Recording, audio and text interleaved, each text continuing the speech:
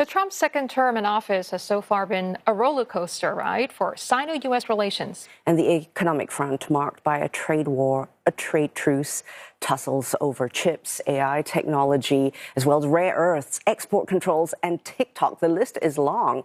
The security front defined by military deterrence in East Asia and deepening alliances with Japan, South Korea, and the Philippines to blunt Chinese influence. So how will money and military converge in America's China policy? Nick Harper followed this report for CNA from Washington, D.C.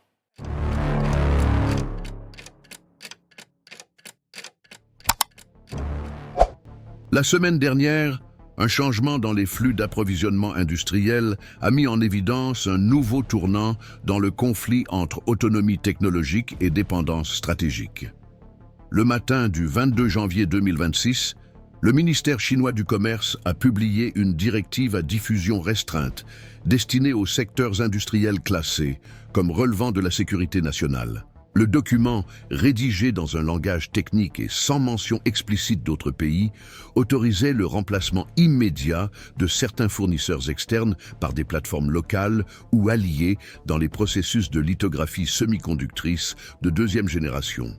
Dans la pratique, cette mesure affectait directement deux entreprises qui jusqu'alors opéraient comme des piliers de la chaîne d'approvisionnement mondiale avancée, la société néerlandaise ASML et la société taïwanaise TSMC. La notification n'a été accompagnée ni de déclarations ni de conférences de presse, mais ses conséquences sont devenues visibles en quelques heures.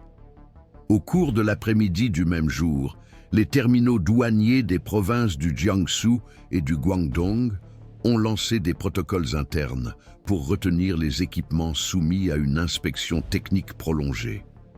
Sur les marchés boursiers, les réactions ont indiqué qu'il ne s'agissait pas d'un ajustement ordinaire. Les actions des fournisseurs occidentaux liées à l'infrastructure asiatique ont chuté brutalement, tandis que les fonds souverains d'Asie du Sud-Est ont commencé à réallouer leurs actifs exposés aux semi-conducteurs de conception externe. L'impact de cet épisode ne s'est pas limité à ce qui s'est passé dans la salle à ce moment-là. Contrairement au cycle précédent marqué par une rhétorique explicite et des mesures de sanctions réciproques, le mouvement actuel a été décrit par les analystes comme un tournant opérationnel.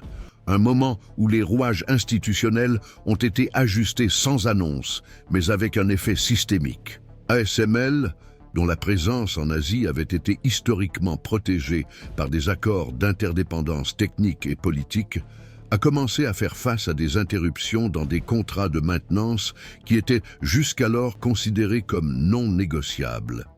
TSMC, quant à elle, a vu une série de commandes en cours de révision technique être suspendues au nom d'une réorganisation interne promue par ses principaux clients en Chine continentale. Le gouvernement chinois n'a fait aucune déclaration officielle à ce jour, mais la tendance observée indique un réorientement délibéré, non pas une sanction explicite, mais une reconfiguration institutionnelle de grande envergure, dans laquelle l'éloignement ne se fait pas par des embargos, mais par un remplacement progressif de l'importance. C'est sur ce point que la dimension politique de l'épisode est directement liée au contexte commercial et technologique international. Dans les semaines qui ont précédé la décision chinoise, les déclarations du président Donald Trump sur la possibilité d'une intensification des droits de douane visant le secteur des technologies de l'information avaient ravivé les craintes d'une nouvelle vague de pressions économiques. Lors d'un rassemblement organisé dans l'État du Michigan, Trump a déclaré que sa prochaine administration imposerait des droits de douane pouvant atteindre 50% sur tout produit électronique fabriqué en Asie et importé sans contenu technique américain. Bien que ces déclarations ne se soient pas encore concrétisées par des mesures, leur répercussion a été suffisante pour provoquer des ajustements tactiques de la part des principaux partenaires commerciaux de la Chine. Au cœur de ce mouvement, selon les registres de l'Organisation mondiale du commerce, se trouvait une directive de réponse anticipée aux risques tarifaires adoptée par le Comité de développement industriel de Pékin depuis le second semestre 2025. Le protocole prévoyait, entre autres mesures, la réduction progressive de l'exposition chinoise aux fournisseurs vulnérables à la politique étrangère des États-Unis.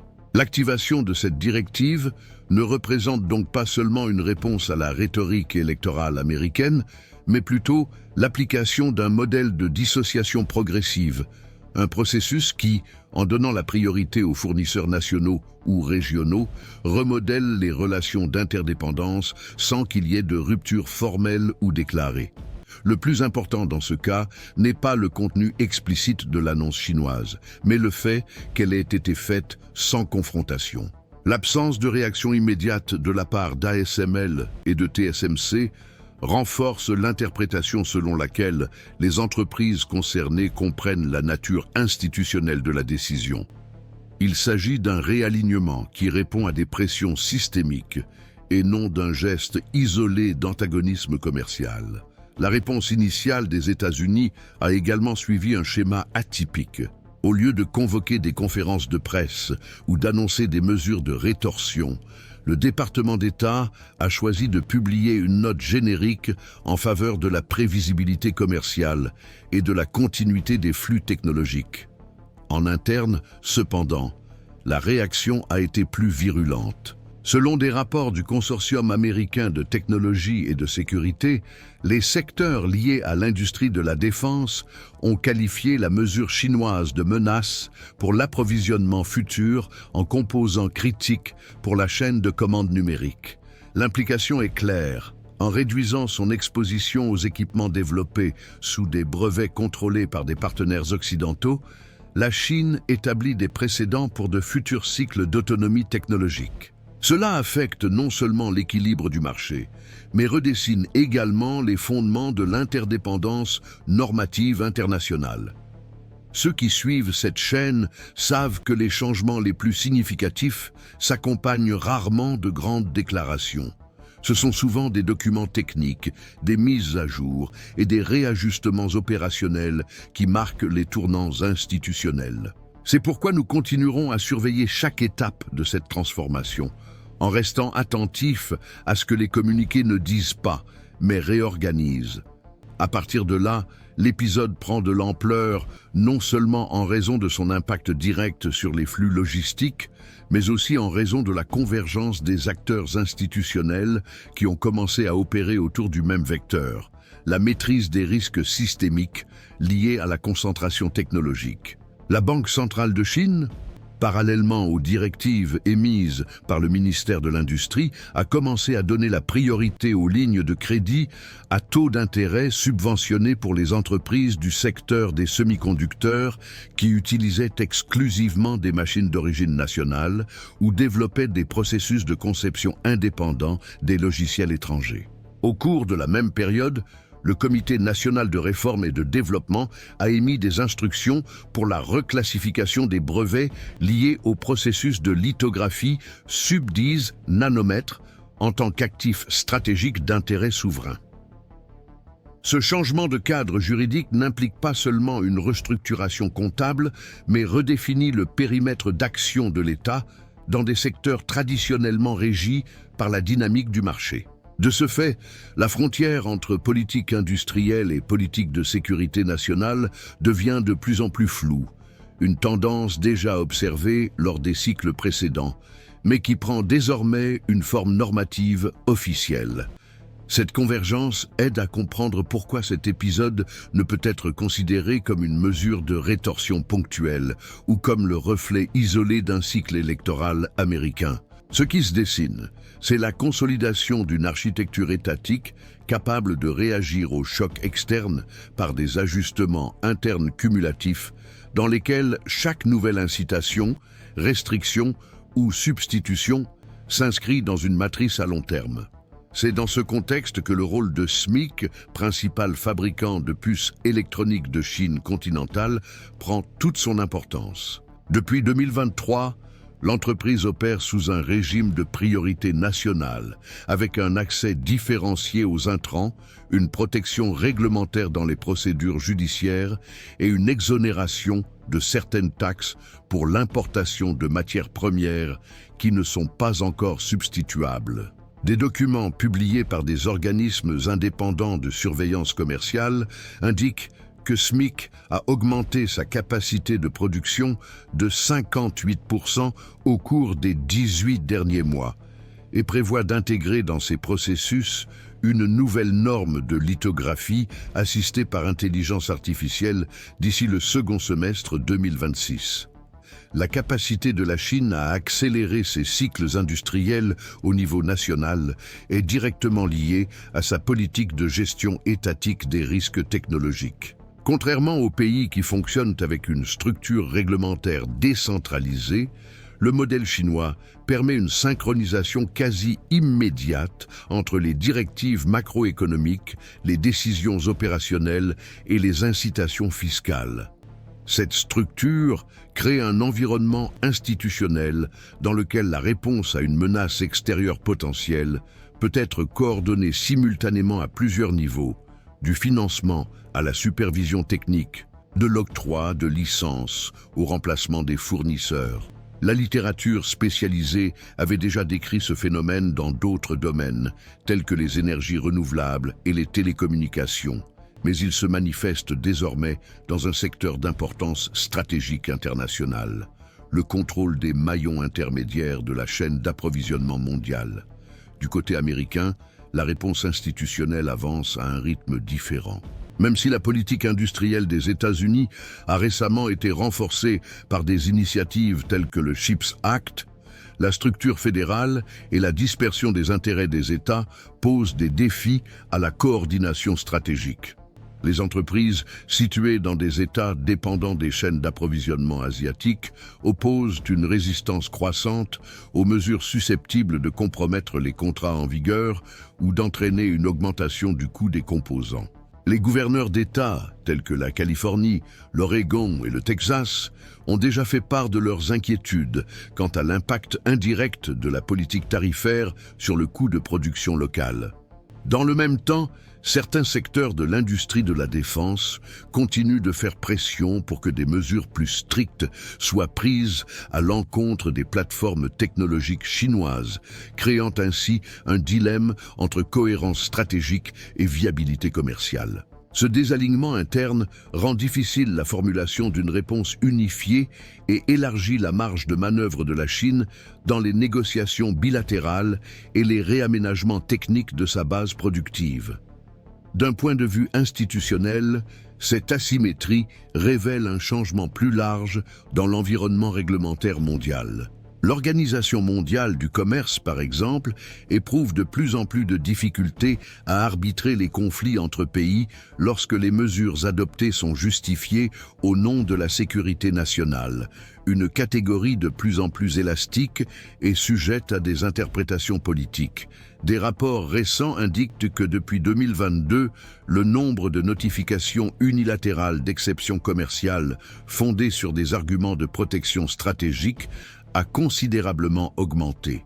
Il en résulte une érosion progressive de la prévisibilité normative, un scénario dans lequel les décisions auparavant traitées dans des forums multilatéraux sont transférées vers des arènes bilatérales ou vers des mesures administratives internes, moins soumises à un contrôle externe.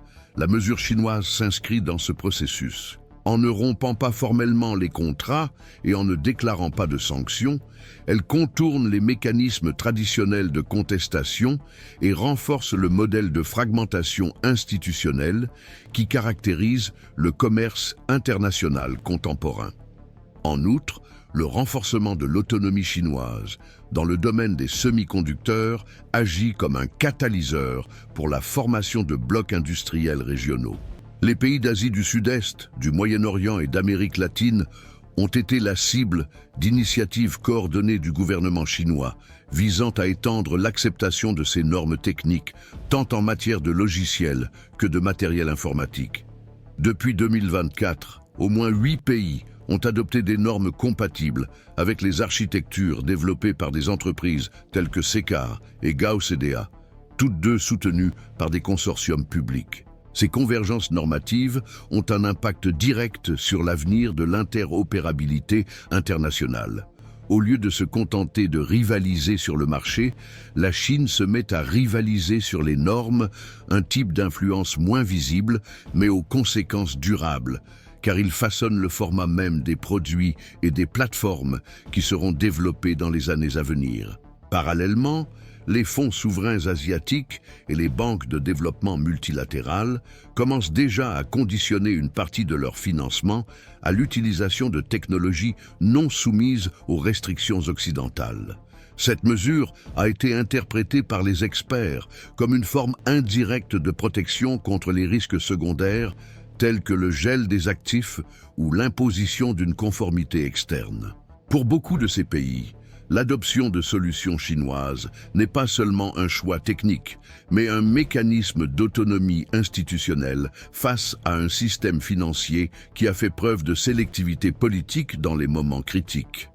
La présence chinoise dans la gouvernance des nouveaux réseaux de paiement et dans la structuration de chaînes de production décentralisées suggère que l'épisode actuel est moins une réponse qu'une étape supplémentaire dans un projet à long terme. Pour ceux qui suivent cette chaîne, ce type d'escalade institutionnelle n'est pas une surprise. La capacité d'analyser ces mouvements en temps réel, en croisant les niveaux techniques, politiques et juridiques, nous permet de comprendre non seulement ce qui est fait, mais aussi ce qui est en train d'être reconfiguré. C'est pourquoi nous continuons à suivre de près ce qui, même sans annonce formelle, est déjà en train de modifier le cours du système. Il existe différentes opinions sur ce qui, dans la pratique, est en train d'être structuré à partir de cette réorganisation. Pour une partie des analystes du commerce international, ce que l'on observe actuellement doit être interprété comme la continuation d'une trajectoire qui s'est accélérée en 2020, lorsque la pression sur les intrants et les équipements critiques pour les semi-conducteurs a contribué à accélérer les politiques de renforcement technologique interne. Selon cette interprétation, la Chine serait en train d'accroître son autonomie dans des secteurs spécifiques sans nécessairement chercher à rompre avec le système mondial, mais en essayant de réduire les vulnérabilités liées à une dépendance prolongée vis-à-vis de composants et de plateformes externes. Dans ce contexte, la distanciation par rapport à des entreprises telles que ASML et TSMC ne serait pas une rupture géopolitique définitive, mais plutôt une réorganisation fonctionnelle des chaînes d'approvisionnement. Selon cette lecture, la priorité serait d'assurer la prévisibilité de la production et la stabilité opérationnelle dans les domaines classés comme stratégiques, tout en préservant les interdépendances qui restent avantageuses d'un point de vue technique ou commercial. Cependant, ce n'est pas la seule lecture possible. D'autres observateurs considèrent que les signaux provenant de Pékin, même lorsqu'ils apparaissent de manière discrète, indiquent un changement de portée plus structurel. Pour ce groupe, il ne s'agit pas seulement d'une reconfiguration industrielle, mais d'un changement systémique dans la manière dont la Chine choisit de se positionner par rapport aux normes, aux institutions et aux flux qui ont soutenu le commerce international au cours des dernières décennies. La consolidation de normes techniques propres, l'expansion des réseaux de paiement souverains et la préférence croissante pour des plateformes juridiques alternatives formeraient, dans cette perspective, un ensemble cohérent d'actions visant non seulement à fonctionner dans le cadre de l'ordre existant, mais aussi à l'influencer par le biais d'arrangements parallèles, d'accords spécifiques et d'une infrastructure normative indépendante. Il n'y a pas encore de consensus sur le niveau d'institutionnalisation que ce projet pourrait atteindre. Néanmoins, le fait qu'il soit articulé avec une coordination étatique suffit déjà à introduire une instabilité dans les mécanismes traditionnels de gouvernance économique. Ce débat a des répercussions directes sur les centres de formulation des politiques publiques aux États-Unis d'Amérique. Sur le plan interne, différentes parties de l'appareil institutionnel américain réagissent avec leurs propres diagnostics et priorités qui ne sont pas toujours alignés. Les secteurs liés à la sécurité nationale ont tendance à interpréter l'avancée chinoise comme un défi direct à la position stratégique des États-Unis d'Amérique dans le domaine des technologies critiques. En revanche, Les segments associés au trésor et à la diplomatie économique soulignent les risques indirects d'une réponse accélérée, mettant en garde contre les effets néfastes que des cycles prolongés de droits de douane et de sanctions pourraient avoir sur la base industrielle du pays. Au Congrès, le sujet divise désormais des positions qui faisaient auparavant l'objet d'un consensus. Alors que les parlementaires plus proches du secteur financier défendent des mesures visant à encourager la relocalisation des usines sur le territoire national, les représentants liés à l'agriculture et à l'industrie manufacturière soulignent que les coûts de cette transition pourraient peser de manière inégale sur des régions déjà sous pression en raison de la perte de compétitivité internationale. En dehors de l'axe formé par les États-Unis et la Chine, d'autres acteurs institutionnels suivent attentivement l'évolution de la situation. L'Union européenne, par exemple, approfondit ses discussions internes sur la viabilité du maintien des accords technologiques dans un contexte où les entreprises sont de plus en plus exposées aux tensions géopolitiques. Les registres internes de la Commission européenne indiquent une préoccupation croissante quant à la possibilité d'un effet domino sur la recherche, l'innovation et l'accès aux plateformes critiques. Dans le même temps, des consortiums privés européens, notamment ceux liés à l'industrie automobile, commencent à rechercher des voies alternatives pour préserver l'accès aux composants chinois sans enfreindre les restrictions réglementaires qui pourraient être imposées par les autorités américaines. Cette ambiguïté normative révèle un environnement institutionnel en transition dans lequel les règles sont redéfinies non pas par des traités multilatéraux globaux, mais par des décisions techniques qui anticipent tout cadre formel global. Jusqu'à présent, il n'y a pas de consensus sur la manière dont le système international va absorber ce mouvement. Pour certains analystes, il marque le début d'une nouvelle phase de bipolarité économique avec des zones d'influence plus délimitées et une interopérabilité réduite entre les blocs concurrents. Pour d'autres, la tendance est à une fragmentation plus large, avec de multiples pôles régionaux fonctionnant selon leur propre logique, la Chine n'étant qu'un modèle parmi plusieurs autres possibles d'organisation institutionnelle. Le débat à l'heure actuelle se concentre moins sur les intentions explicites que sur les marges de manœuvre concrètes dont dispose chaque État pour soutenir sa stratégie au milieu de chocs croisés et d'interdépendances encore actives. La question centrale reste ouverte.